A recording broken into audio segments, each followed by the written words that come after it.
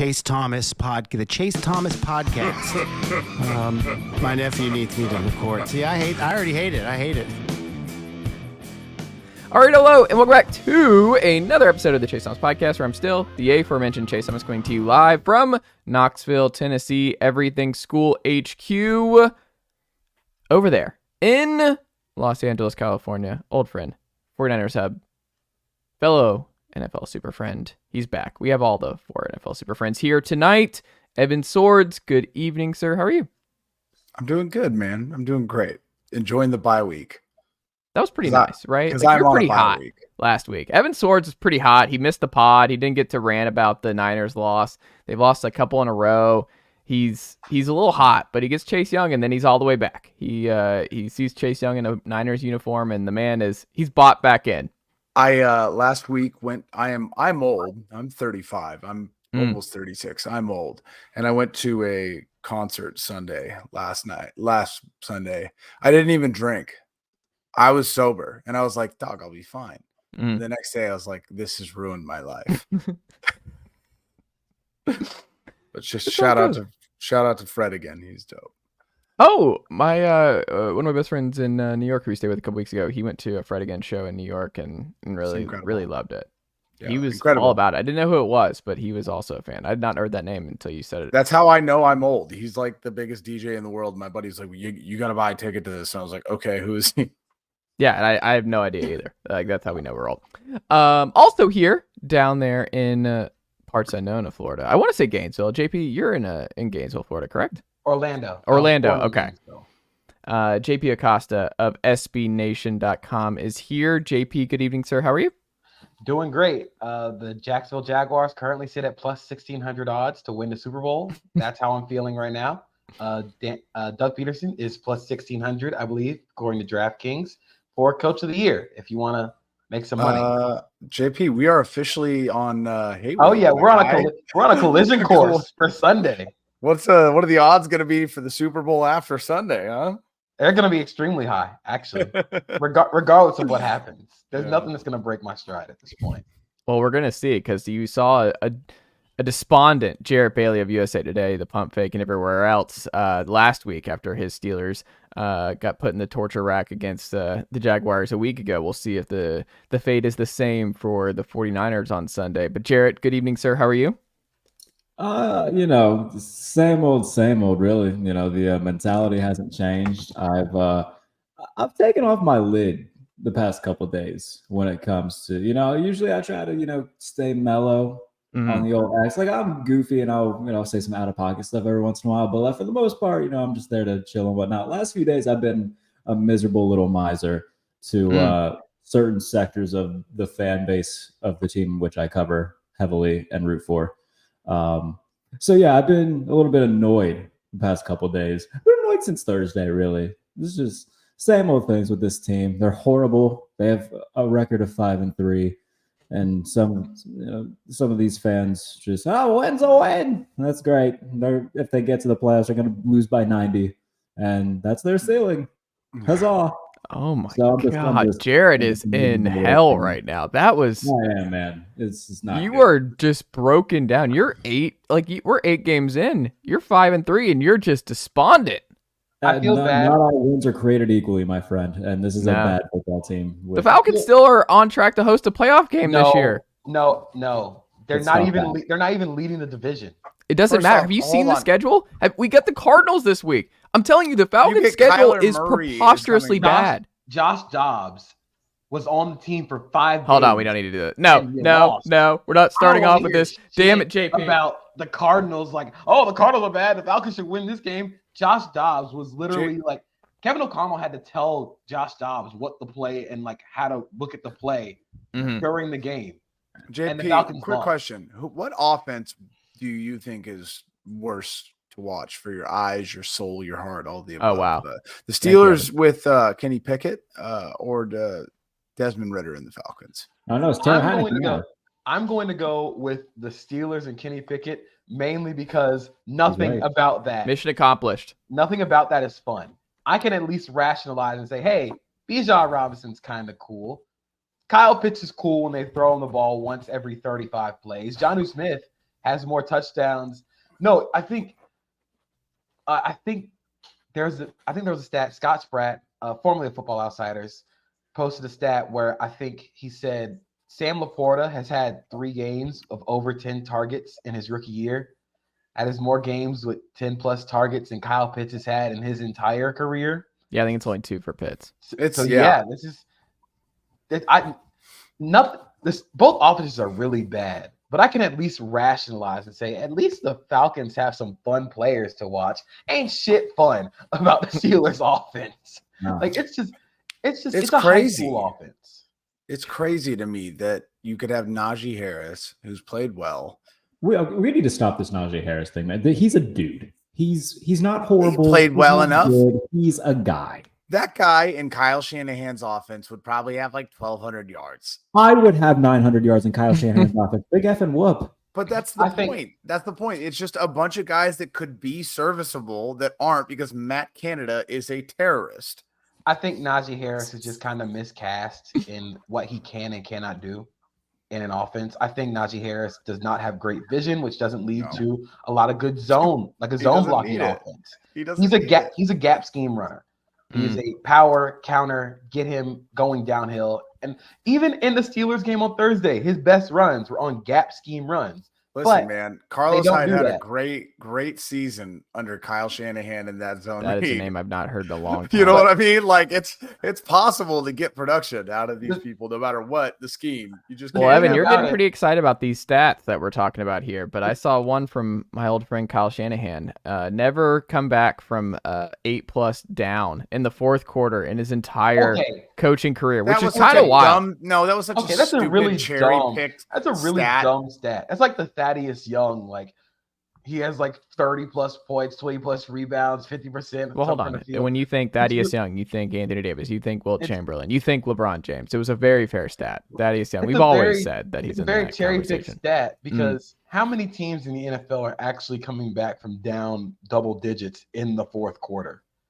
Like, there's very few teams that actually can do that, and so it's really stupid. The Steelers offense just has nothing that's very fun. Like you can put the blame on anybody you want. Like Matt Canada is a terrorist. Yes, he's not very good at calling an NFL offense.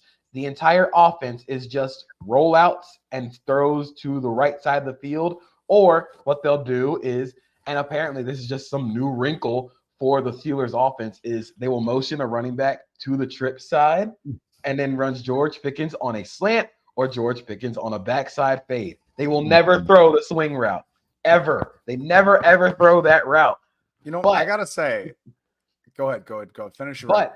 They will just throw the slant or the fade to George Pickens. And 70% of the time, it works because George Pickens is kind of good. But it's always so catastrophic because the quarterback sucks too. It's not like it's only like a Matt Canada thing. Kenny Pickett is a bad football player. There is nothing. There's nothing worth saving here at this point with Kenny Pickett. He is fine outside the pocket, but he's always outside the pocket because he's bailing on clean pockets. And when he's in the pocket, he can't read the field or complete passes on time. The Allen Robinson missed throw on Thursday was horrendous from multiple parts.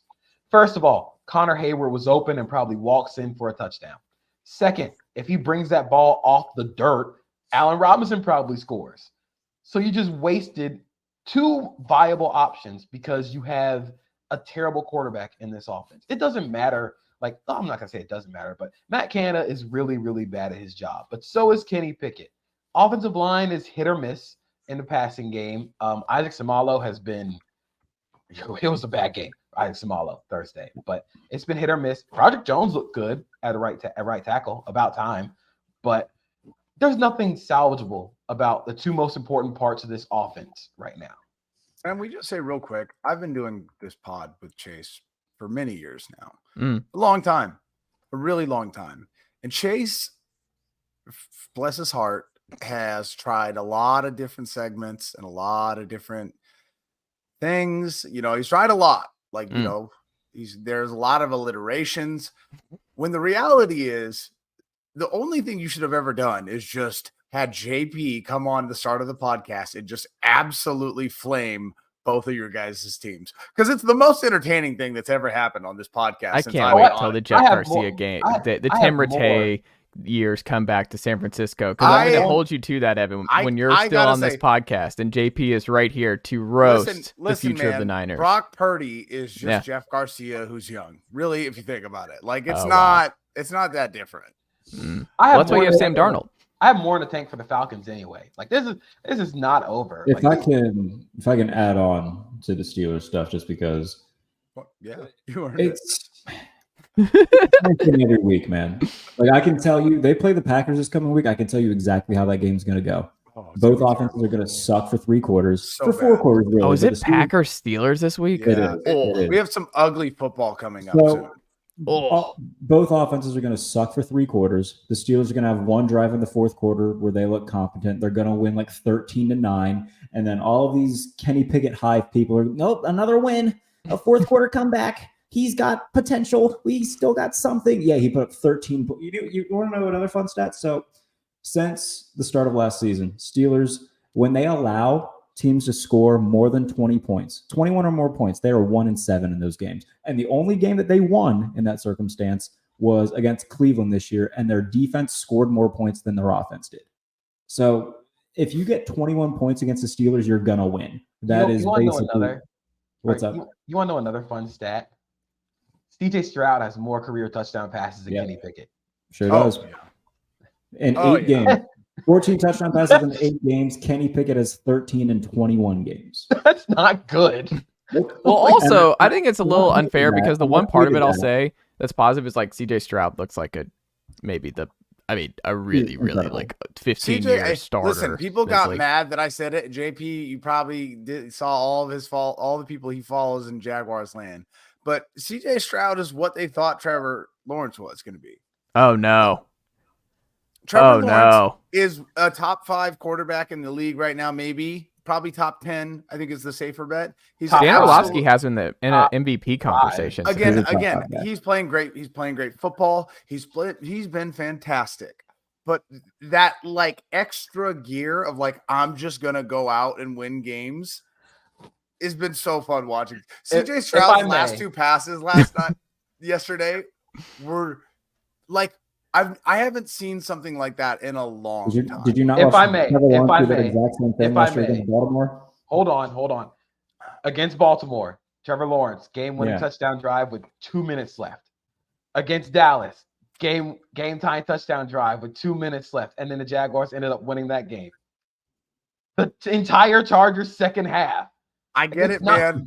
It's not like he just never does this. Like this is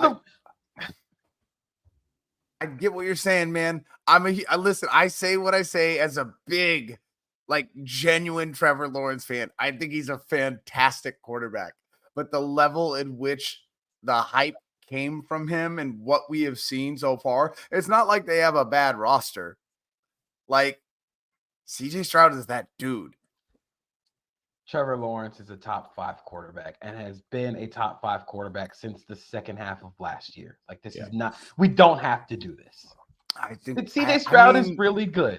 But again, it's not a knock on Lawrence. I'm seeing CJ Stroud right now. Even like everyone wants to talk about the game he had the week before, which he played terribly.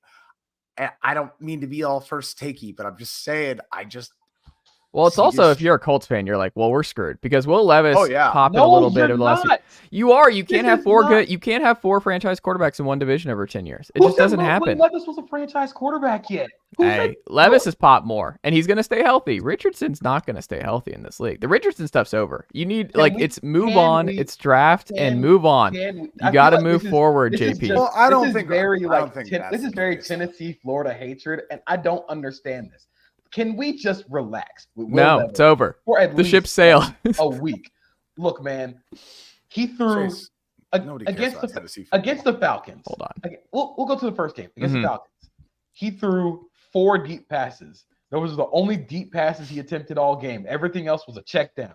Against the Steelers, he did some good stuff, but he also tried to throw 5 interceptions that Patrick Peterson just dropped.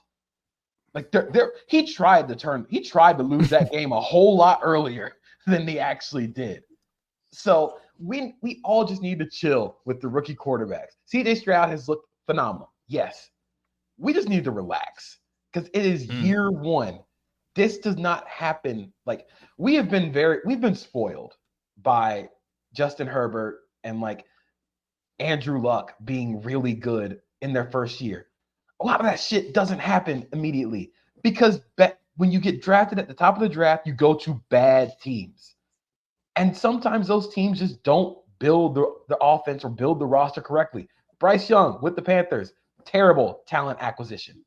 Multiple play callers throughout 1 year. Give it Bryce time. Young was terrible. Give it time. Give it time because unless he's getting like leg extensions, I don't care. Because he has multiple play callers through the year. He's got Jarrett out there running routes for him. I will say they put I don't know if you guys saw, but they put for the Panthers primetime game, they put a Adam Thielen graphic up. It was for what? Hey, that's what I'm saying. It's the funny. I was like, what the hell is Adam Thielen doing on this graphic? It's there needs to be more time, especially with Bryce Young and the Panthers, because again, the talent acquisition was poor. Outside of trading for that number 1 overall pick, the Panthers did nothing to help a number 1 overall pick outside of sign Adam Thielen, who this is not 2018 Adam Thielen. This is over 30. No disrespect to you guys. Adam Thielen. Dog, I am washed. I get it. Yeah, no, we are aware. We are open about it. We're aware. We're embracing it. You won't find any confusion on my end. Look, Laviska Shenault is not doing the receiver thing for you. I've been down that road with Laviska Shenault. Don't do this. He's a great what if player. Laviska is fun. He's a great theoretical player because he was a bowling ball at Colorado. He was fun when healthy. Laviska Shenault is if you took the idea of Deebo Samuel and watered it down like LaCroix. Right. He is the LaCroix Deebo Samuel. LaCroix? Yeah, whatever. Dude, LaCroix. Listen, he's in Florida. LaCroix fish. You know what I mean? Like there is LaCroix fish. There you go. Whatever. But either way, we just need time with all the rookie quarterbacks. Just need to chill because they're really good. They were all Laviska Shenault. But you got to remember, most don't work out. Like that's how this goes. Green. The majority don't work out. Like that's why we have this conveyor belt. We have a lot of talented quarterbacks coming in next year. This upcoming class is stacked. To be fair, the 2020 class had like 5 quarterbacks work out, or 4 quarterbacks work out. Yeah. But that's pretty rare. Let's we don't need to ramble though. We got some big things to talk about. I want to say this about Stroud though too. Since we brought up Stroud, like the things that he's doing right now, he's on pace to have the highest touchdown interception ratio in NFL history. He's on pace to break the NFL rookie record for passing yards. He's on pace to have the second most touchdown passes in a year for a rookie. And he's doing all of this with Nico Collins as his number 1 receiver. No disrespect to Nico Collins. He's had a good year. But Nico Collins came into this year with his career high in receptions for a season being 37. He's got 36 catches already. So Stroud is elevating everybody around. What's like one thing that everybody talks about when it comes to quarterbacks? Do you make the people around you better? And CJ Stroud has absolutely done that. He's blown me away. I've loved. Listen, he threw 5 touchdown passes last night, and they were all some of the prettiest throws I've seen. Like those 2, that's the last 2 throws, the back-to-back. Like the first one, the touchdown.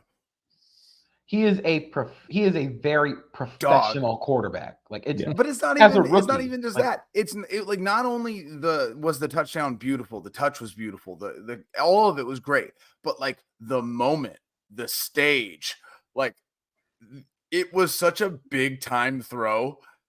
And then he followed it up and threw again. It was insane. Again, reminder. He's so fun to watch. A reminder. Trevor Lawrence did that against Baltimore last year. Another reminder. He has more than half of Trevor Lawrence's touchdowns this year in 1 game. Congratulations. The Jaguars are 6-2. I'll take that. They are.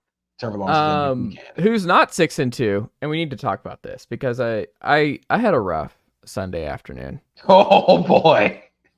It was. Do we need to talk about this? Yes, I think we do. We have to talk about this. This was a nightmare.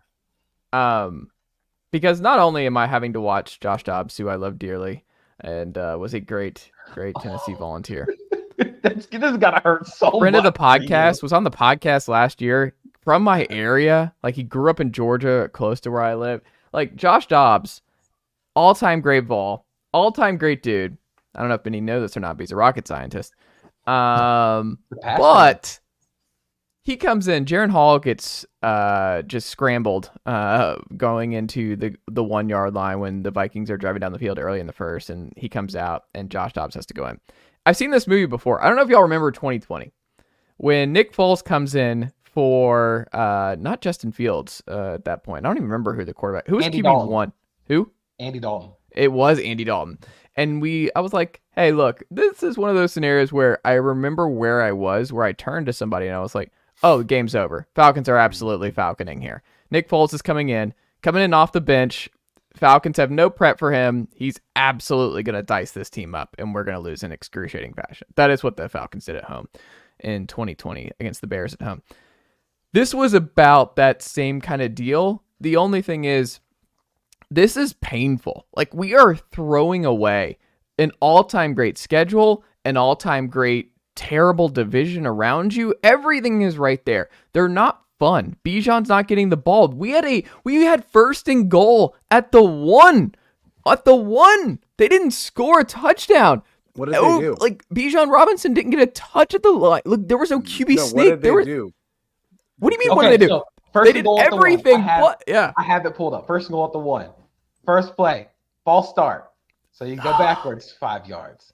Second play, pass. Oh my God. Pass to Jonnu Smith for 5 yards. Again, Jonnu Smith, tight end 2. When you have the highest drafted tight end in the NFL ever on the roster.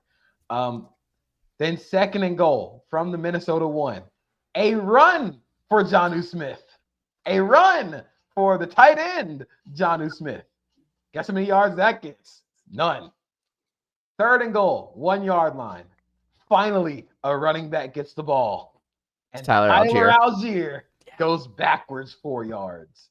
The Vikings end up kicking a field goal. First and goal from the 1. It wasn't even like they went 3 and out from the 1 yard line. It was, and 2 of those were Jonnu Smith touches. I mean, when I tell you, it was demoralizing, and Dobbs just carving this team up at the end, where you think the Falcons are going to make it through with the young Waku, who deserves better. He's been great all year long, so he's been awesome. And then you just have this after where Josh Dobbs, you just have this sense where you're like, it's happening. The falconing is happening. You can just feel it. Like Calais Campbell with his neck roll out here putting it on the line for the Falcons. He had a great game. Landman over here having a great game for the Falcons. None of it matters. This was the worst loss for the Falcons in such a long time, where Dobbs is like, you hear everything that came out after the game just hurts a little bit more, where it's like, Dobbs didn't know half of his teammates' names. Dobbs didn't know what to do when he got into the huddle. Dobbs had guys telling him, hey, here, what about this? Here's where this guy goes. How about this? And the Falcons still lost this football game. They still got shredded. Taylor Heineke was all over the place. It turns out it's not just Desmond Ridder. It's that both of those guys are just not good quarterbacks. The Falcons are they're excruciating because this offense is so bad. They're not using Bijan. They're not using Drake London. They're not using Kyle Pitts. It's just bad. All of it's just bad and boring. And there's nothing worse than bad and boring. And the defense has made such a leap that they can't implode. Like, we're stuck at this point where, like, I don't think the schedule is so easy, and this team is just, they've made the jump on defense. They still can run the ball really well from time to time, that, like, they're still going to be in the thick of things down the stretch, but I hate it. Like, I really hate watching this team every week. It's actually killing me. I hate this so much. Arthur Smith's got to go. Like, if he wants to stay, then guess what? You're losing play calling duties. You're hiring a new OC. You are now the CEO coach. You don't get to call plays next year. That is over. You do not get to talk the way you do after these games week over week and talk to the media the way that you do and just say, well, there's a lot of variables going into this, that, and the other. And this, no, the offense is just bad. Like, the offense is legitimately bad. You used a running back. You took a running back at the number 8 spot for a reason. He's not being used. What are we doing? What are we doing here? It's a awful situation because this team's still going to be in the thick of things come January in terms of hosting a playoff game. The Saints are their only real competition. The schedule is a joke. I'm not having fun. I had to watch Josh Dobbs march all over my team in the second half. I kind of liked it. I couldn't really like it because of what was happening. It was all terrible. I hated every second of it. It was, oh my God. It's terrible. It's almost like we told you this was going to happen. This was awful. Desmond Awful time. You say that the upcoming schedule for the Falcons is a joke, and I agree. But guess what the Falcons are now? Like, that is a joke of a football team. That's the worst coached performance that I've seen this year. And like, I've seen a whole lot of Giants games this year. I've seen a whole lot of poorly coached games this year. And losing to a quarterback who got there 4 days ago, and he had to learn the cadence on the sideline during the game. He was not expected to be in the game, and they lost. Like, this is not you can't shrug this off. This is not a loss you can just like, it's one of those things happen. Somebody's got to go. Somebody has to. And I think Arthur Smith has used up like all of his goodwill. Like, you can't just be like, oh, he doesn't have the quarterback. He chose this guy. Yep. He strapped himself to Desmond Ridder, immediately bailed on it, and now you see what the problem is. I just think that Arthur Smith is supposed to be this like offensive guru, whatever, he's an offensive minded coach. Look at what Bobby Slowick's offensive guru. I know, but look at what Bobby Slowick's doing right now. Yeah. Like, honestly, even though the Jets are terrible, like the offensive coordination in those games has been decent. Like Garrett Wilson throw that out to Garrett Wilson was like a perfectly drawn up play. And then Zach Wilson is just so bad. I don't understand what the Falcons are doing. Like, my thing with Arthur Smith is he constantly thinks he's smarter than everybody else. He tries to outsmart everyone. Like, oh, they'll never expect a Jonnu Smith handoff on the 1 yard line. But you don't have to.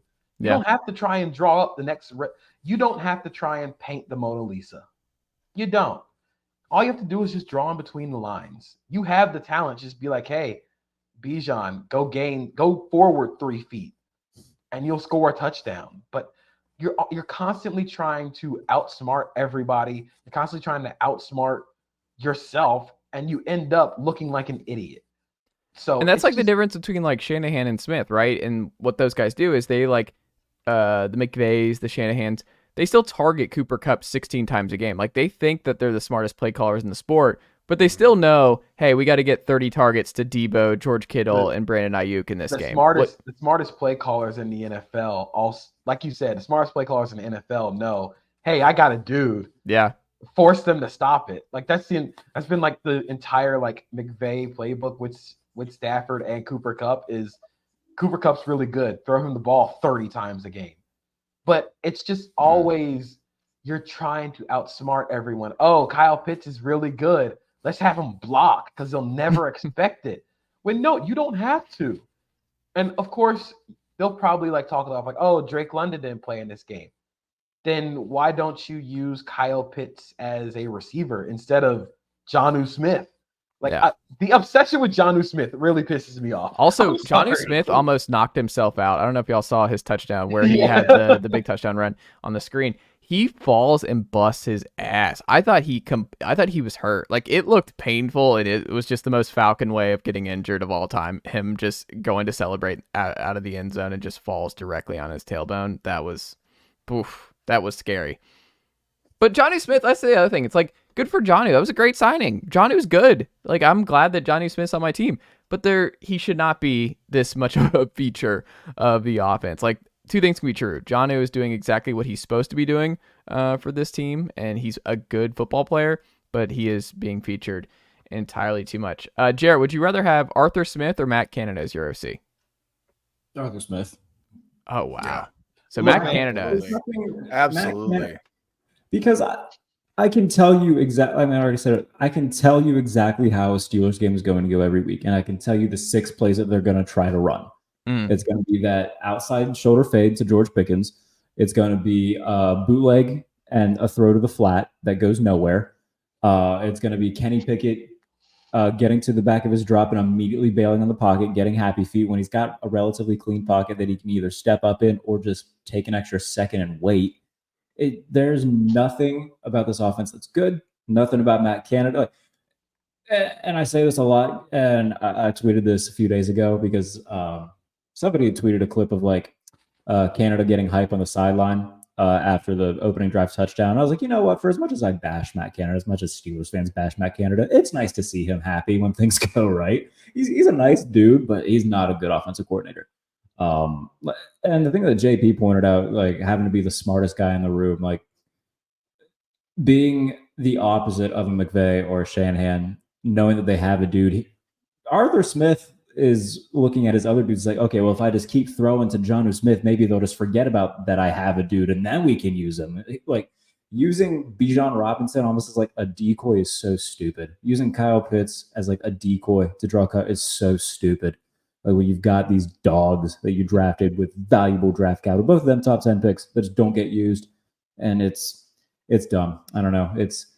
Some heads do have to roll in Atlanta, though. I think JP's right about that. You can't just shrug that off. You can't just be that's tough loss. What's happening with Pickens? He deleted all the social media stuff. What's happening with that? This is just standard wide receiver stuff. Okay. That was standard wide receiver diva stuff. Let's get people talking about this so I get more targets. It was just a very passive aggressive way of giving. He has 2 catches. He had 2 catches for -1 yard against Tennessee. He's got 3 catches over the past 2 weeks. He's pissed, and he went about it in the wrong way. I understand why he's pissed. If I was playing in this junior high ass offense or this junior high ass quarterback getting 3 catches when I know I'm the best player on the field, I'd be pissed off too. Everyone knows the enemy speaks kindly and holds a knife. Okay. I mean, look, it worked for AJ Brown. AJ Brown complained about not getting targets. Now he's the NFL's leading receiver. By the way, you see Devontae Adams in the second half of the Raiders game? They scored 3 touchdowns with Adam, and he was so pissed. And then the next half, it's just target after target. They were like, all right, we're up. Look, the best coordinators know how to get their guys the ball, regardless of what other defenses throw at them. And neither of those coordinators have that ability because one of them tries to outsmart themselves and the other runs an offense that a peewee coach could make up. I mean, it's just, if you look at Kenny Pickett's passing charts each week, there is no targets over the middle of the field. And it's all, I can tell you every passing concept that the Steelers run. It is slant to George Pickens, fade to George Pickens, screen pass, rollout smash concept with a slot receiver running the corner and then Deontay Johnson running a hitch or something. That's it. That's a high school ass offense. And that's meaning no disrespect to high school offenses because I've seen some high school offenses that are much better. We're not talking about the high school offenses in Florida and Texas. We're talking hold on, it's Tennessee and Georgia. Part of it's guys aren't big enough to see over the middle of the field. So they roll them out. It's more comfortable so they can see the field better. They don't throw a lot over the middle. And from what I see with the Steelers too, we already talked about, Pickett's not a good quarterback. There was multiple throws that he missed against Tennessee where it looked like he thought he was throwing the Wemby. That's also the thing with having all these targets to the boundary and to the far hashes of the field. Kenny Pickett doesn't have a strong arm. No. So now you're just throwing dirt balls at Deontay Johnson and George Pickens' feet. Yeah, I'd be pissed because I'm open and the ball's 5 yards short. George Pickens ran a shallow in-breaker where he had to step on DB, and if Pickett throws it on target, he runs for 40 yards and gets a huge gain. But no, air mails it, and then Pickens was visibly pissed for obvious reasons, and people were like, "Oh man, why is George Pickens so angry?" Because he's playing with an awful quarterback. It wasn't just understandable. He missed him. It was a bad miss. It was a bad miss. He's got 2 steps on this guy, and Kenny Pickett throws the ball late, high, and behind him. So like it looks like he's just throwing to a completely different person. It's not good. Evan, left turn here. Chase Young is now a San Francisco 49er. Steve Wilks has been on your hate watch for the last couple weeks with what's going on with the Niners. We didn't have you on last week. You're on a little bit of a losing streak. Brock Purdy getting some questions about how he's played. What have you seen from the Niners over the last few weeks? Why was a bye important for this group? How do you think Chase Young will ultimately fit with the defensive line depth? Where are you at with the Niners going into this week? I mean, the bye helps because Trent Williams and Deebo Samuel needed the time to get healthy. Deebo was back at practice today. Trent Williams was not, which is a little scary, but, we'll see. What I will say is, although the sacks have not been there, Nick Bosa has had a fantastic season so far.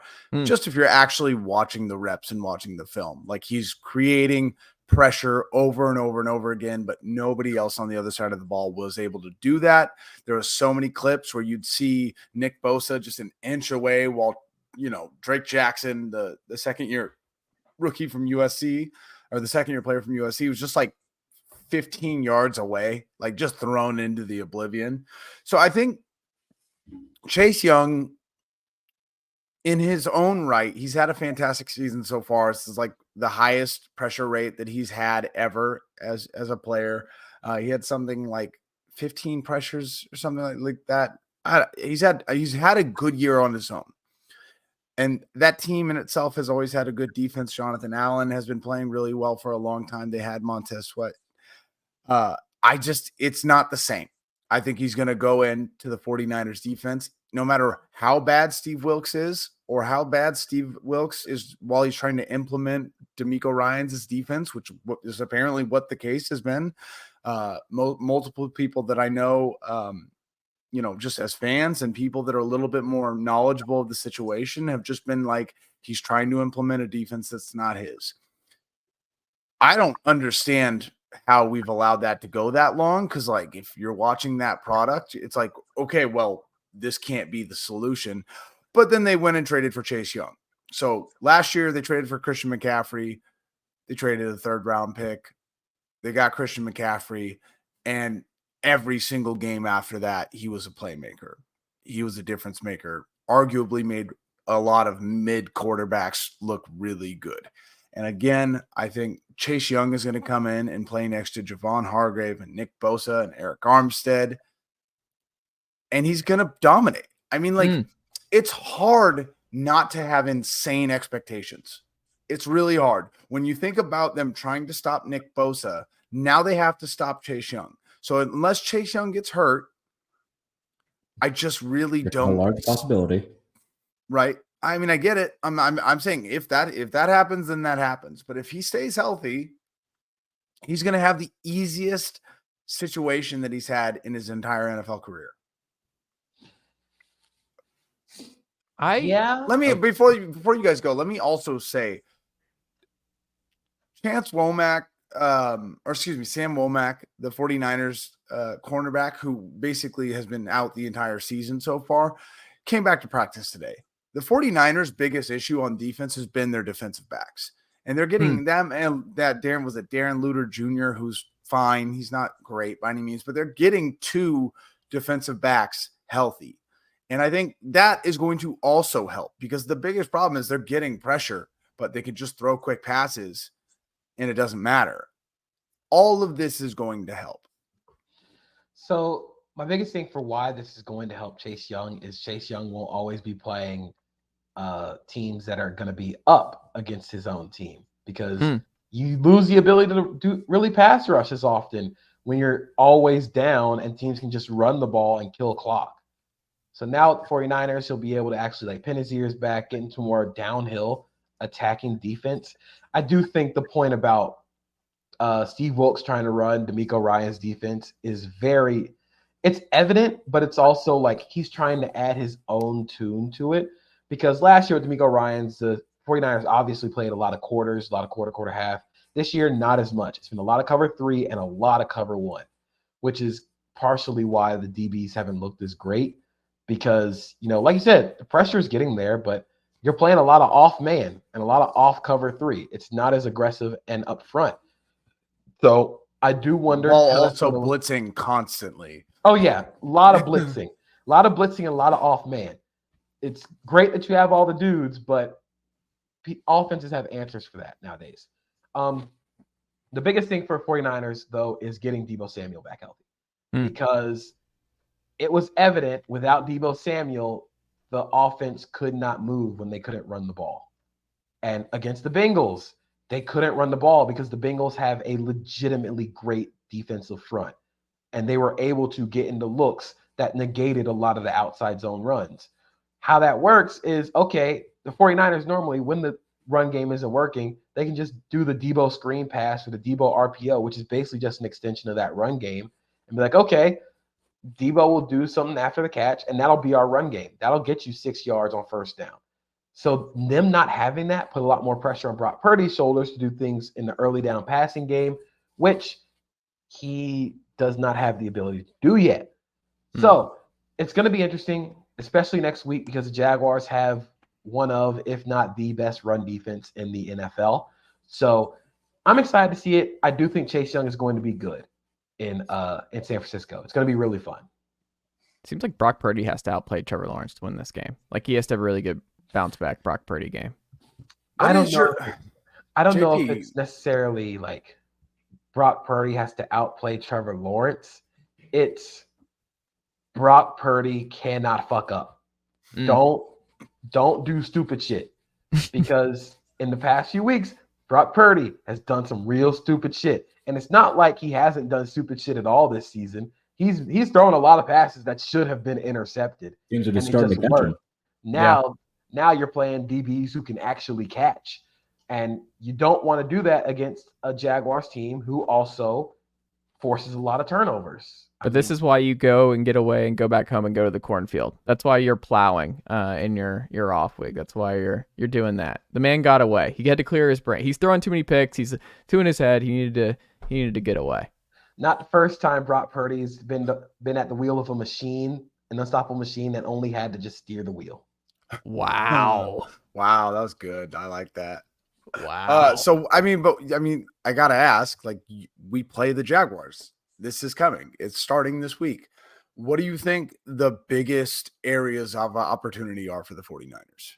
Against the Jaguars, if they can get early down passes, they have to throw the ball on early downs. You cannot run the ball on early downs against the Jaguars. They are one of the best teams in the NFL at running the ball on early downs, regardless of who they play against. That's their entire MO. They play heavy on defensive fronts on early downs to try and get you into second and long. And then what they'll do is they are not like the Giants or the Vikings where they will blitz relentlessly.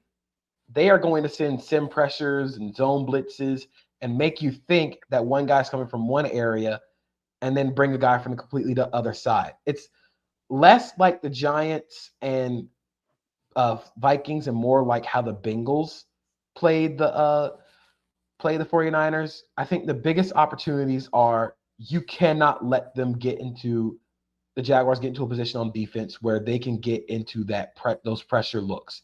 You have to force them to only win with 4. You might also want to help the right tackle because Josh Allen is playing the best football of his career. So that's going to be the biggest thing.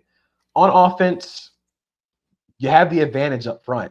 Like, that's the Jaguars' biggest problem is the blocking has been inconsistent.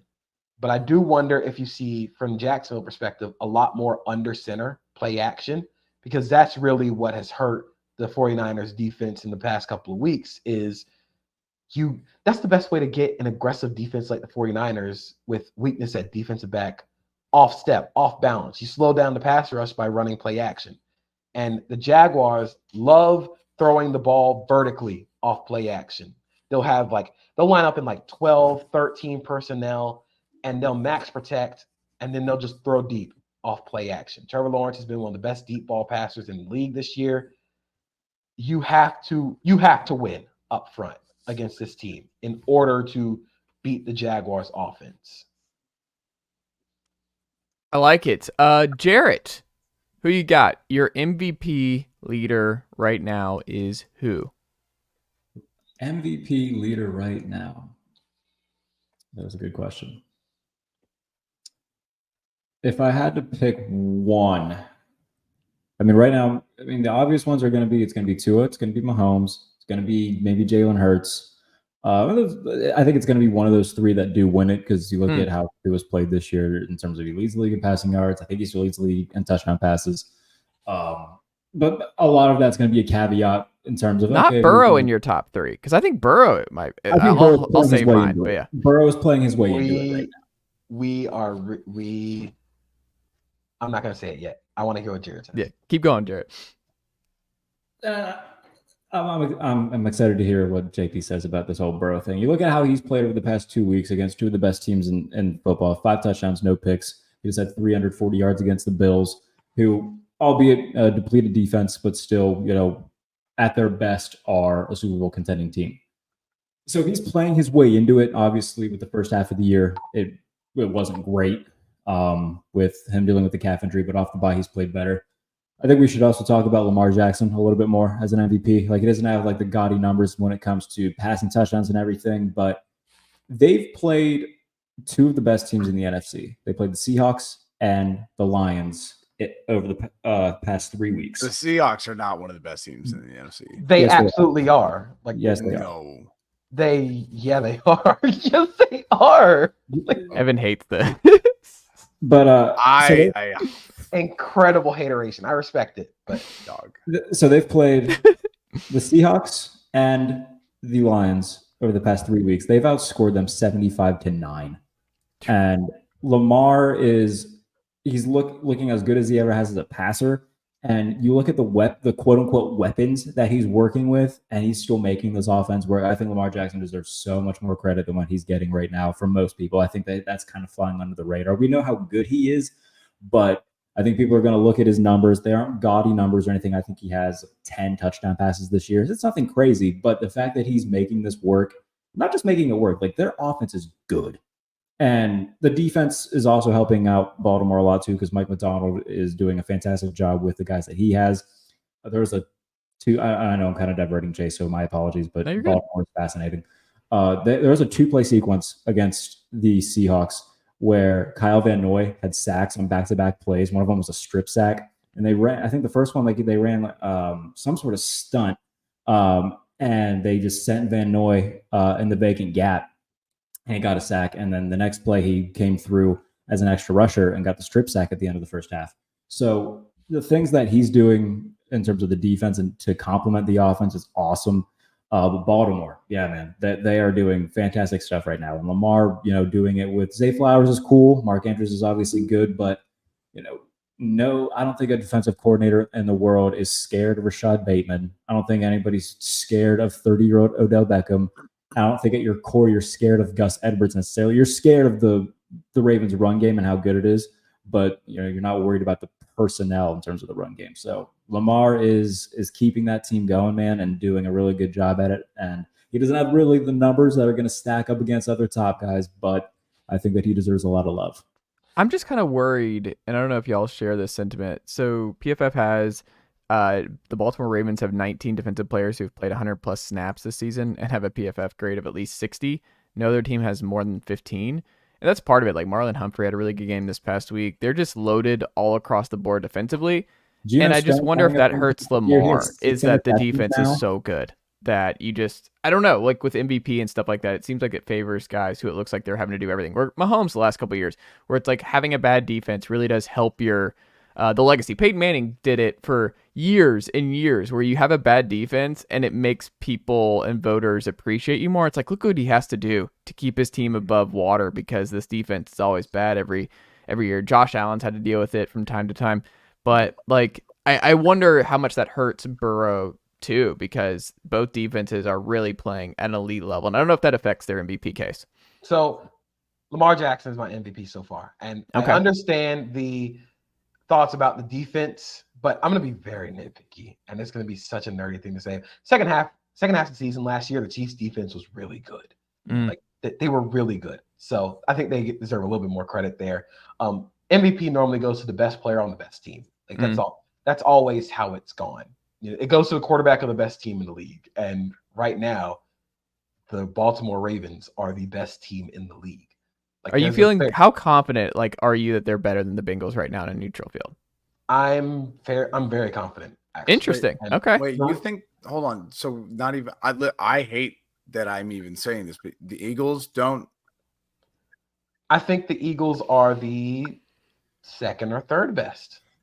I think they always find ways to win, but Baltimore has throttled 2 division leaders in the past 2 weeks. Yeah, like that deserves a lot. That deserves a lot of credit. And not only that, but Lamar is playing his best football of his career. Like, of course, it's not going to be reflected in the stats, but Lamar's playing amazing. He's grown so much as a passer, like in the ability to work different arm angles, getting all the way to the check down so extremely quickly. And then he still does the Lamar Jackson stuff, but it's just that Ravens team is really good. And the reason I say that I would favor them over the Bengals right now in the neutral field is because Joe Burrow is fantastic. He has never played really great against Mike McDonald. They're such a bad matchup for Cincinnati, dude.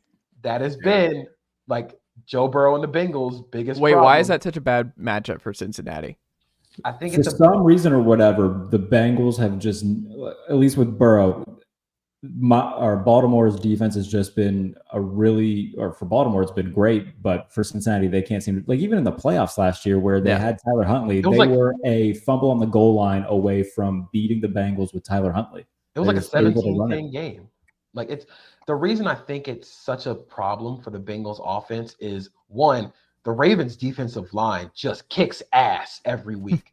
This is another game against another, again, division leader who has a pretty good offensive line, and they just whoop their ass the entire game. And it's not like they have dominant dudes. Just Madubuike is awesome, but Jadeveon Clowney was signed off the street before the season and has been one of the most productive pass rushers in the NFL. Kyle Van Noy has 5 sacks in 6 games. The Chicago Bears have 10 sacks total, as a team. So it's not just they're getting production out of dudes just being dudes, but Mike McDonald is able to do such a good job of marrying pressure with coverage. The interception Geno Smith threw to Geno Stone was a great example of marrying pressure with coverage. It looked like they were going to play a cover 0. This was actually my play that the film bro play that you had at the end of the segment. This was my play of the week. So the Ravens lined up in cover 0 all across the board. Looks like man coverage is going to play press at the line of scrimmage. So to Geno Smith, they'll say, okay, cover 0. Tyler Lockett gets sent on a go route. This is going to be you hit Tyler Lockett over the top. It should be a big play. But then at the snap, they rotate out into cover 2. Tyler Lockett adjusts his route because he sees it, but Geno Smith doesn't see it. So he still thinks he's running a go. Tyler Lockett stops, and Geno Stone has the easiest interception of his life. But it's not just the fact it was a miscommunication. The Ravens defense forced the miscommunication.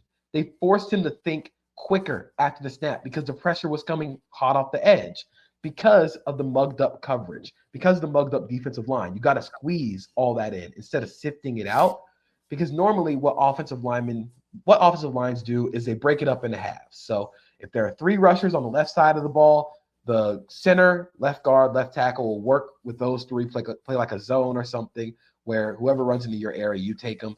And then the back 2 will play man. You can't do that against mugged up defenses because there are 2 guys in both A gaps. You have to squeeze it down, meaning the guy off the edge is the quarterback's responsibility. He is hot off the first man free. So what that means is when you squeeze that and the defense drops both linebackers, you essentially wasted the entire middle of the offensive line. And so you get a guy running free off the edge without having to blitz everybody else, causes miscommunication. It forces you to speed up your timing and your process. And that's really the best way you can really defend the Bengals. You don't want them to get comfortable.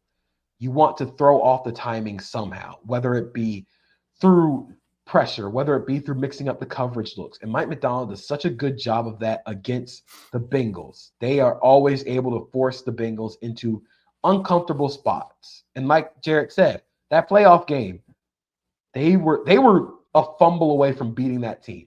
And that defense played phenomenally. And that defense is even better this year, and they haven't really been fully healthy. Marcus Williams has not played because Geno Stone is having the best year of his career. So the injury thing that we talked about before the season is like, I don't know if it's as much of a big problem now because the backups are good. Like the backups are playing good, and the starters haven't even played yet. So now you have depth. So it's really exciting. And we talked about blitzing earlier on in the show. Like McDonald is also really good at utilizing his middle defenders. Like, okay, is Roquan Smith going to be sent as a fifth rusher? Is it going to be Kyle Van Noy like it was this past Sunday? Are they going to send Odafe Owe more? And when you can get constant pressure like that, you can, okay, now that we can do, simulated pressures, we can run these stunts that they run a lot of. So Mike Macdonald he's the best defensive coordinator in football today. I know Lou Anarumo gets a lot of love, and he's very good too. But as of like right now, November 7th, 2023, Mike Macdonald, he deserves a ton of credit for what he's done with that side of the ball. Because we talked about it a lot on the show coming into the year, like the doubts that we had about Baltimore and their defense. Because okay, they're hurt. Are these backups going to be able to do anything? And they have. Geno Stone is leading the NFL right now in interceptions, and we're seeing, I mean, JP pointed out with Jadeveon Clowney being one of the best edge rushers in the league right now in terms of just efficiency and getting pressure. So, ton of credit to Baltimore, man. They're a tough out, and they're also giving up 13.8 points per game, which that's also crazy. The highest, or the lowest in the NFL this year, and you never actually guess who is second. I think it's Cleveland, isn't it? No, it's the Kansas City Chiefs, and I am putting my flag on. I knew this Chiefs defense was going to be really good before the season.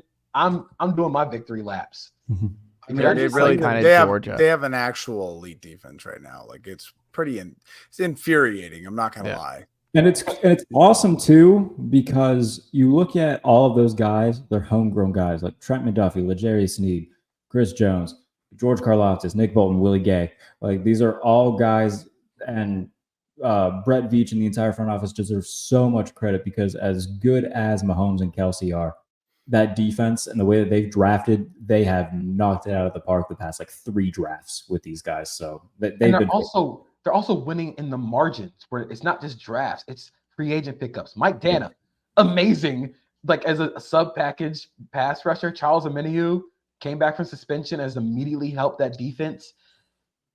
And Charles, the 49ers legend, of course. The Miami game was just so impressive defensively.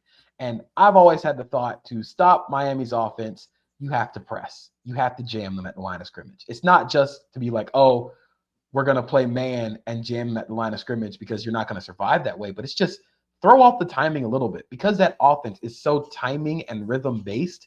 It's not just about changing the picture or winning with physicality up front.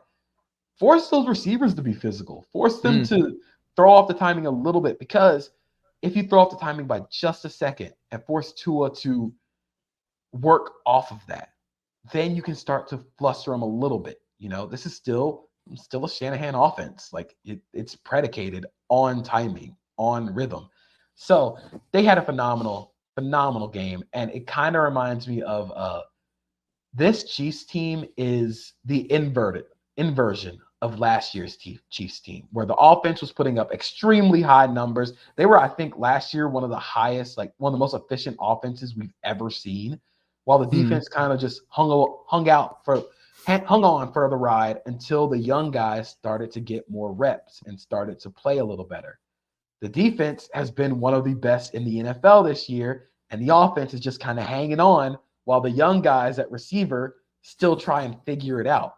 So if this really is the inverted version of the Chiefs last year, and now you add the multiplier of Patrick Mahomes onto the young guys actually learning out how to run this offense really well, they're going to be really hard to beat once again. There you go. Evan, question for you. Yeah. This is right up your alley. Buy or sell? The Cowboys showed they're for real, even with a late last-second loss, Mr. Sowards. Oh, what did I tell you at the beginning of the season? What did I tell you? I said they got good quarterback, fantastic roster, and it does not matter because Mike McCarthy is the head coach. They gave Mike McCarthy, a bad head coach, more responsibility this year. What was the biggest problem, JP, with the Cowboys yesterday? Just one word answer. One word answer. What was it? It was McCarthy. It was coaching. It was coaching. So sure, yeah. What did you say? You said they're going to win the NFC East. They're not going to do that. The Eagles. I think that's not looking good right now. Yesterday was rough. No, it's not. See, and this is the thing, Chase. It's like we're your friends. We love you. We care about you. We want the best for you, and we sit here on this podcast and tell you what's going to happen with Desmond Mitter. We tell you what's going to happen when it comes to Mike McCarthy. It was so obvious the whole But also, time. Dak, what are you doing throwing not to CeeDee Lamb or anybody? Dak looked really good yesterday. No, I'm saying the last play. What do you do? The Eagles basically at the second half of the game called 1 double 88, which is you play cover one everywhere else and you double the best receiver on the team. And the Cowboys' problem is they don't have another receiver outside of CeeDee Lamb. No, they don't. They just don't have a guy they trust. Dak was phenomenal yesterday. We're gonna Tony Romo Dak Prescott, and I don't like it at all. He is really, really good. I actually kind of came away from this very encouraged by the Cowboys. Like they were half a yard short. Yeah, winning that game. Like if Luke Schoonmaker actually gets his knee on the other side of the line, that's a touchdown. If Dak's foot was just a little bit smaller, they get the 2-point conversion. It sucks to just say them's the breaks, but in a game where the Eagles can maximize every margin because they're so good on fourth down, they're so good in the red zone, and they created a massive margin for error for themselves. For a team like the Cowboys, whose margin for error offensively is so small, you can't have guys going down a yard short or half a yard short on 4th and goal. You can't have Dak step out because that's the difference between winning the game and losing by 5 or needing a game-winning drive with 30 seconds left where you start at the 6-yard line and end up at the 33. I got to say, this is the conversation we have about not we, I will never, but this is the conversation that you have about the Cowboys every year. Lots of what ifs.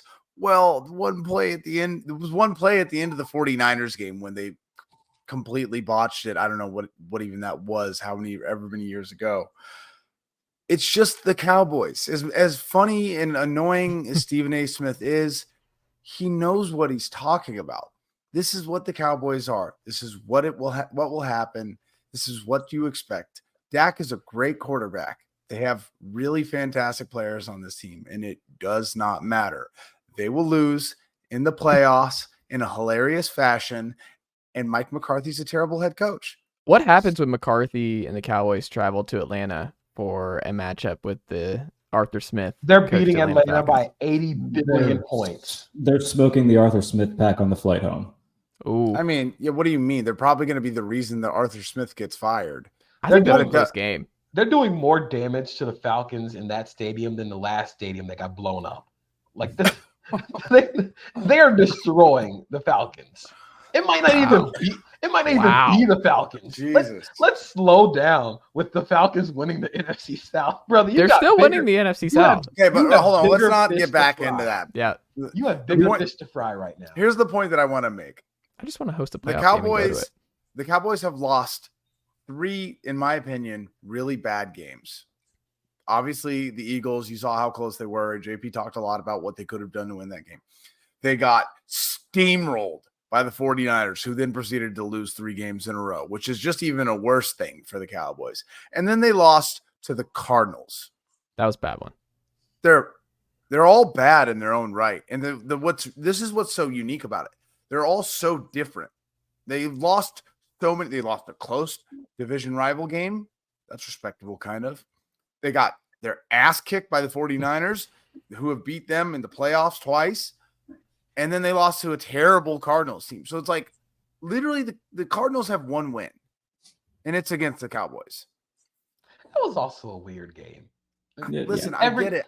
Every But you know team, what? How many weird games do the Cowboys play? every team deserves a mulligan. You know, Absolutely. I get it. And That's the Cowboys mulligan game. The 49ers mulligan game was the Vikings game. well, You get- I would you get a yeah, I mulligan would on say that one. we got the game we lost. Was it the Browns game that they lost by a kick? Yeah, you can The- use that as your mulligan game. And that's just a bad. Anyways, but my point is just very simple. The Cowboys are the Cowboys. They're no different than they are. Like the players change, the coaching changes a little bit, but the Cowboys stay the same. And they'll do well in the regular season and they'll lose spectacularly in the playoffs. Hey, back in the day, they didn't even make the playoffs, let alone, or then they didn't even make the first round. So it's like there's progression, right? They're making it past the first round and every now and then. Hating Except when hard, they play man. the 49ers. Always hating hard on the Cowboys. But here's the one thing that bothers me. The 49ers traded for Chase Young Wait, why does that bother you? because first off, if they were one kick away, if they made that kick and won that game and then traded for Chase Young, we'd be having a much different conversation. I feel like me and JP are going to be having a very interesting conversation come next Sunday. Because if the 49ers win and beat that team, the 6-2 Jaguars, Owner of the longest winning streak in the NFL. right? Yeah, if they beat that team and Chase Young has a sack and Nick Bosa has a sack, I'm going to be a miserable motherfucker. I already am, but I will be because I've been quiet. 3-game loss. I get it. But if JP 49ers, and Evan are going to be top notch on Just Monday. know, if the Jaguars do win that game, I will never, ever, ever, ever, ever shut up about it. I wouldn't Ever. either, dog. I wouldn't either. You trade for Chase Young and then you still lose. I would be on that one too. I'll help you with ammo. Then here's Jarrett and I are like, we'd actually rather not watch our team week over week. Oh, Kyler Murray is going for like 400 yards. I'm sorry. I don't know. Nothing would surprise me. I'm just not even gonna I have no idea how that next how Sunday is gonna go. We'll see. I do want to say this about the Cowboys too, because I can see, I don't want to be that basic ass human being, but I can see where you would take some positives away with Dallas, because like JP pointed out, if Schoonmaker is like a half inch that way, it's a touchdown. If Dak's foot is a half foot this way, they win the game. But at the same time, we're in year 8 of the Dak Prescott experience, and yet we're still asking, can Dak Prescott win a big game? And that's not a knock against Dak. He played really, really good on Sunday. I'm surprised that they didn't go out and try to get somebody trade for a Hunter Renfrow or someone at the deadline, because they don't have any juice offensively. You take away 88, you're done. Well, to be fair, the Raiders weren't. They were hanging up on folks for the receivers ahead of the deadline, so it might have been impossible to get anybody in Vegas last week. Even that, if they wanted to go out and get a Jerry Jeudy or a Cortland Sutton, somebody to be a legitimate number 2, because they traded for Brandon Cooks to do that, and he hasn't been that, and Michael Gallup sure as hell hasn't been that either. So I'm surprised that they didn't, try to make some sort of splash at the deadline and to help complement the offense, because right now it's Pollard, it's CeeDee Lamb, and it's Dak crossing his fingers.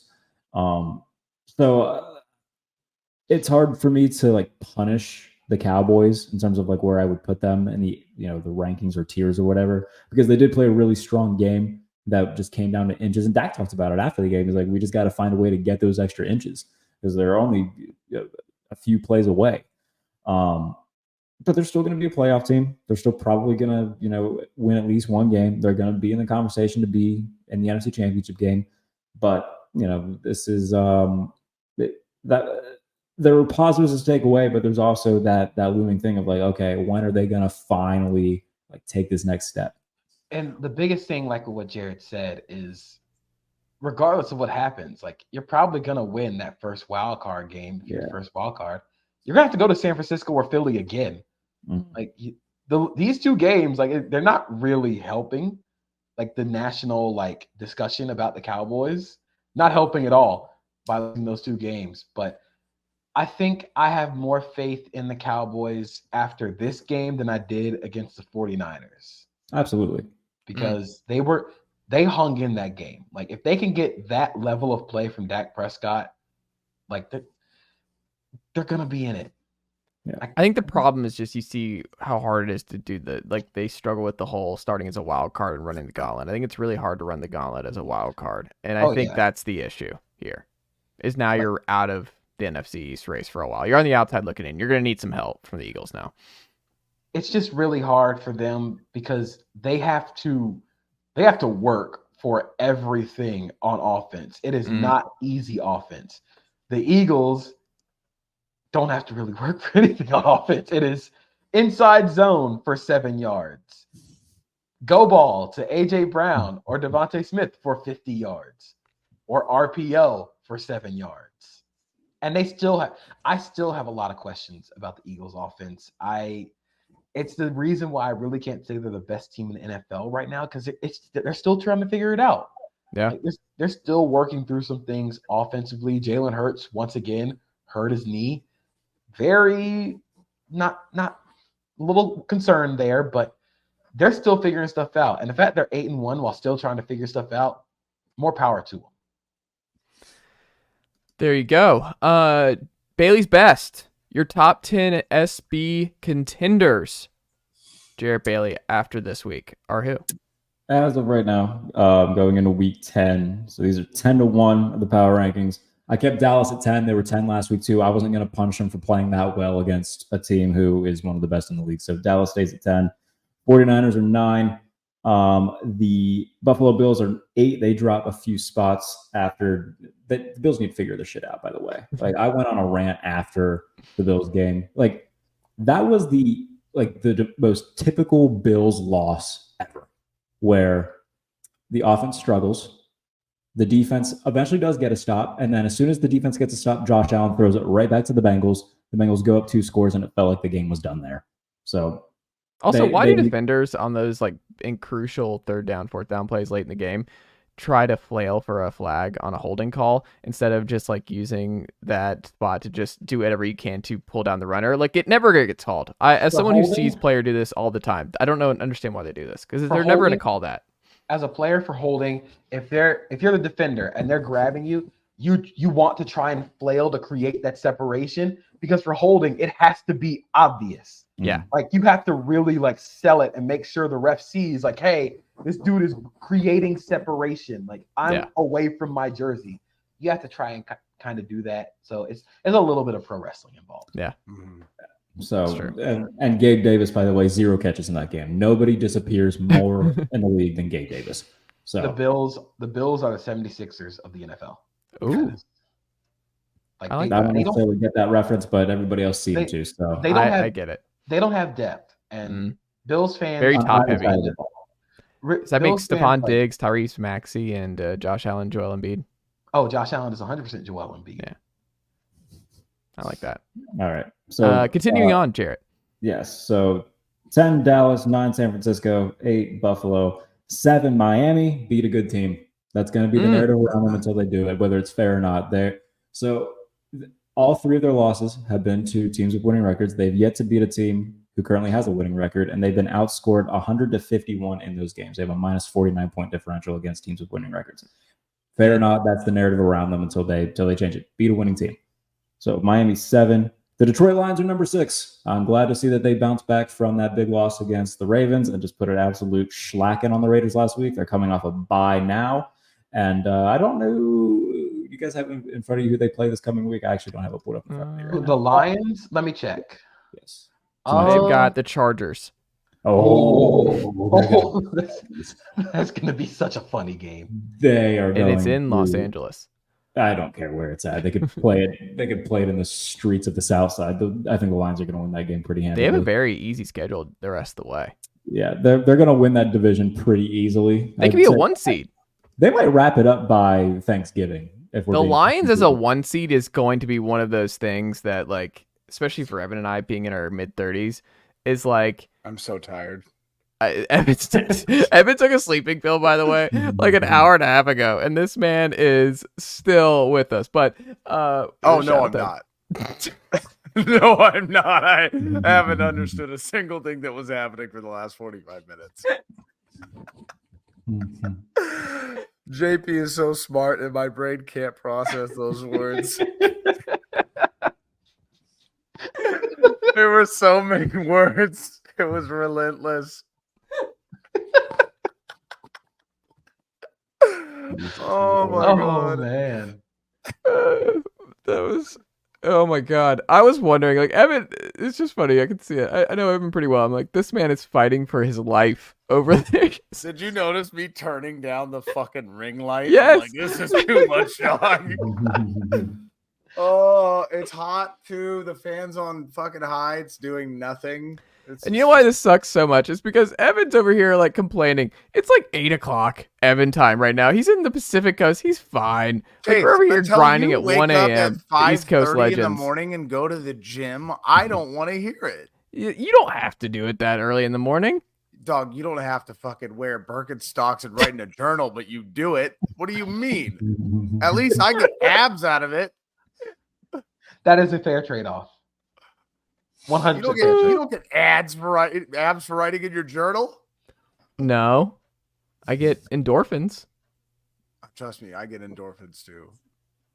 With That's 700 milligrams of caffeine, I get some endorphins out of it. That makes me shake. Almost 300 milligrams of caffeine in one sitting. It's like 350. That's really insane.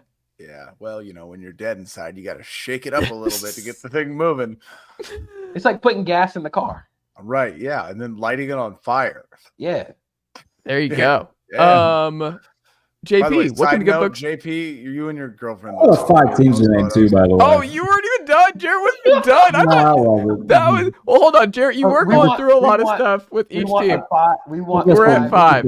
This This is incredible. You did a top 10 7 hours ago. I got hijacked. I don't know what to tell you. I'm sorry, Jarrett. Okay. 5 through 1. 5 through 1. Let's go. 5 through 1. Jaguars are 5. Bengals are 4. I have the Ravens at 3. Chiefs at 2. Eagles at 1. Eagles at 1? Eagles are still at 1. Yeah, Okay. They are 8-1. Yeah. They don't feel like it to me. They just don't feel the same. If the Ravens and the Eagles played each other today, I'd probably pick the Eagles. I would pick the Chiefs. I mean, I think the Chiefs are clear 1 to me. I think the Chiefs are like the best. This defense with the Chiefs. Yes, but the offense, it's still Mahomes. They're gonna figure out the offense. Like if that's their biggest issue right now, that's they have terrifying. a great defense, and they just I think it's the Chiefs I'm 1. I'm not going to necessarily argue against the Chiefs being 1. Like I'm totally cool with that. But I just think whoever wins the NFC is just screwed. Like it doesn't matter. The NFC is playing for a fake trophy because they're getting blasted by whoever they play in the Super Bowl. I mean, there's a real chance that we get the Super Bowl being a rematch of Week 1, and I think that would be awesome. Who? Chiefs Lions. Oh no, we're putting the Lions in the Super Bowl. I mean, it's possible. I'm sorry. I'm not saying that it's a guarantee, but I think it's obviously a possibility. I can't do it. I like the Lions a lot, but I don't. A Jaguars-Lions Super Bowl would feed dude. It would feed Oh my god, that's a fever dream. That would be tremendous. Either way, somebody gets their first Super Bowl. That'd be great. Yeah, I like it. JP, what can the good folks check out from you over at sbnation.com this week? Doing a lot of fun stuff. Wrote a Caleb Williams piece earlier today. Got Established a Fun this Friday coming up. Of course, I kind of think it's cursed because every time that I write about someone, they end up playing poorly the next week. So, last week we wrote about Jaden Daniels, who got a concussion in the Bama game and LSU lost. Wrote about Bryce Young, who threw 2 pick sixes. And then we also wrote about Deron Bland, who got dunked on by Devontae Smith. So we're firing on all cylinders. But catch what I'm doing at SB Nation. Going to be tweeting stuff every day. So just check me out there. Well, also don't write about the Tennessee Volunteers over the next 2 weeks then, JP. Oh, don't worry about that. Oh, okay. Aggressive. Jarrett Bailey, what can the good folks check out from you over at USA Today and the Pump Fake and everywhere else this week? Yeah, power rankings on USA Today. Go read those. Trying to think at the top of my head who all my goofy analogies. I can't really think of one right now that I did. But power rankings in USA Today. Steelers stuff and behind the steel curtain. Went through the rest of their schedule and just predicted how I think everything's gonna go. Follow me on X, Twitter, whatever. J Bailey NFL. Follow me on Threads too. By the way, Threads is fun. You need to get on Threads. I'm absolutely not doing that. That's okay. That's fine. Whatever. I can't but- keep adding them. Threads is definitely a better football. Like Threads is like really trying and making a concerted effort to be a good place for NFL discussion. It's just too much. I don't need more. I want less. Let's condense. But you don't get to be in content and then complain about content. I do, because I'm always editing and putting stuff on all of these different content mediums. I'm the one who's having to do all of these different things, Evan. Like, it's more work for me. I just wish I could post my film on Threads from my computer instead of having to transfer the film from the computer to my phone, then go to Threads. Oh. That's really the one thing stopping me. Like, it's just not as easy. But on top of that, I did a piece. We talked about CJ Stroud. I did a piece on CJ Stroud and just the historic pace that he's on right now. And maybe we should talk about him a little bit as an MVP candidate. Not saying he's going to win, but he should be at least, Have we ever had a rookie win the MVP? Don't believe so. No. We were pretty close in RG3's rookie year. There were some murmurs that he was going to Yes, but there has been a rookie Who? that won MVP in what year was it? It was Jim Brown. Oh. Okay. Jim Brown won MVP as a rookie. He was a Pro Bowler, all NFL, ran for 942 yards on 202 carries, 9 touchdowns in 12 games. Caught a touchdown and also returned kicks. None in the Super Bowl era then. Yeah, no. Yeah. But CJ Stroud presenting you today. Steelers stuff behind the steel curtain. All that good stuff. Pump fake stuff, Tuesday and Fridays for the pump fake to recap everything and preview everything, and then Wednesday Q&A show, and then best bets show. I'm trying to make a thing on Saturdays, so a lot of stuff. There you go. Evan, are you awake? How are you? Hi, who are you? Where are my pants? Evan Sowards. Follow him on all the Twitters. He's back. He took a social media hiatus and he's back. I had a really great month off. I'm not gonna lie. Oh God, I had a great month off, other than my dad dying. Oh my God. My dad was old. It was expected. It wasn't the sad moment. It was sad, but yeah, it wasn't. Anyways, we love you, man. I love you too. Hey, I'm really just excited to be back here next Monday, because no matter what, either I'm on the tail end of an ass kicking or JP is, and I'm just excited. Or it'll just be a close game and nobody's going to feel good about it at all. Well, joke's on you. I will feel very good about a close game win for sure. Because he's just trying to get it up. He's trying to get off this losing streak. He'll be feeling good. Regardless of what happens with Steelers Packers, I'm going to be bitching about it. Oh yeah, no. You were right though. You've never Jarrett said and I are in anything hell. more correct than you said that. That is going to be a terrible, boring game. The Cardinals play the Falcons. Like Jarrett and I will both be in hell once again. There are a lot of terrible, boring games next week. Yeah, not good. Good college football slate though. All right, y'all. Well, you have yourself a great rest of your night and a great week, and I'll talk to y'all next week.